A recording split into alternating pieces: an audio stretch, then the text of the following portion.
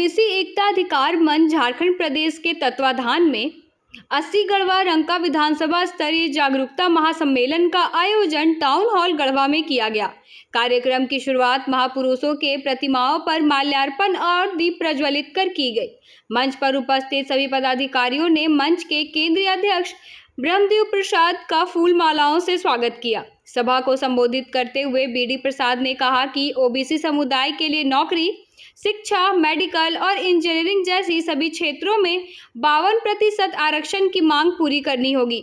उन्होंने इस आंदोलन को आने वाली पीढ़ी की लड़ाई बताते हुए सभी ओबीसी परिवारों से एकजुट होकर इस मुहिम में शामिल होने की अपील की। प्रसाद ने जोर देकर कहा कि यह आंदोलन तब तक सफल नहीं होगा जब तक हर ओबीसी व्यक्ति ब्रह्मदेव प्रसाद बनकर गांव-गांव में चौपाल और सभाओं का आयोजन नहीं करेगा।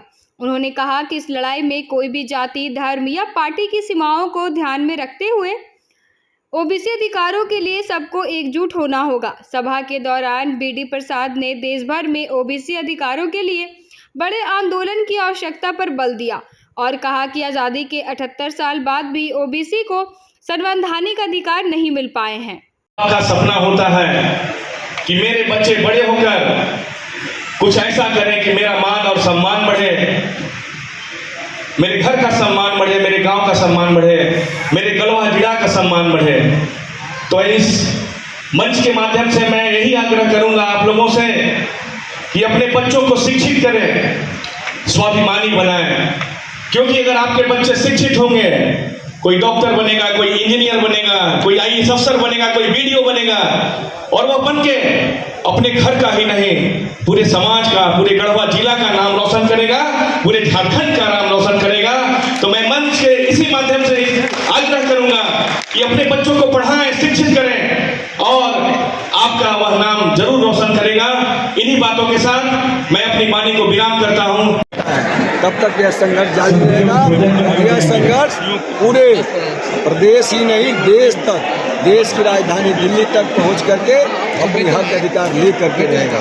मैं आपको बता दूं जिस तरह से यहाँ पूरे गढ़वा विधानसभा में और भरतपुर विधानसभा में जितने भी विधानसभा हैं सभी जगहों पर ओबीसी परिवार के लोगों को छला जाता है, ठगा जाता है, उससे लोग निजात पाने के लिए तैयार हैं और इस बार सभी जगहों पर ओबीसी परिवार के लोग जीत करके और विधानसभा में पहुंचेंगे और अपने हक अधिकार की लड़ाई को बुलंद करेंगे। हम लोगों ने तो सभी दल के लोगों को हम लोगों ने मेमोरेंडम दिया था कि हम विधानसभा के बाहर प्रदर्शन कर रहे हैं, आप अंदर में इस आवाज़ को उठाने का काम करिएगा।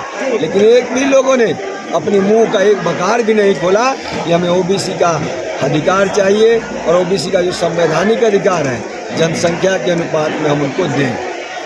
सर, कुछ राजनीतिक दलों के नेता आपके मंच पर आए हैं, तो क्या आप उनको समर्थन देंगे? अपने मंच से प्रत्याशी मैं आपको बताना चाहता हूं कि जो भी राजनीति में रहिए, किसी भी दल में रहिए, किसी भी पार्टी में रहिए, जहां ओबीसी का बात है वहाँ एक साथ एक मंच पर खड़ा होकर के और ओबीसी की बातों को करिए। ये मैं निवेदन करने के लिए आया हूँ।